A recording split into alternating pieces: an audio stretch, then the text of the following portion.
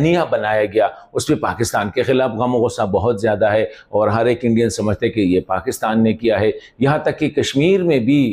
मैं कल एक अहम जो कश्मीरी रहनुमा जो कश्मीर से ताल्लुक़ रखते हैं, सीनियर मिलिट्री ऑफिसर्स और बड़े जो अमन के लिए हमेशा वो आगे आगे रहते हैं, उसने बात की कि ये जो वाक़या है इसमें कश्मीर में भी गम गुस्सा पाया जाता है, क्योंकि कश्मीरियों का ज़्यादा इन्हिसार टूरिज़म पे होता है, टूरिस्ट पे आने पे होता है, और ये वाक़या जो है ज़ाहिरी बात है इससे टूरिज़म को बहुत ज़्यादा नुकसान पहुँचेगा। ये जो सूरत हाल है ये जंग की तरफ बढ़ रही थी और अभी भी बढ़ रही है, लेकिन जो लेटेस्ट है वो यही है कि कुछ दोस्तों ने स्पेसिफ़िकली इसमें सऊदी अरब ने, यूएई ने और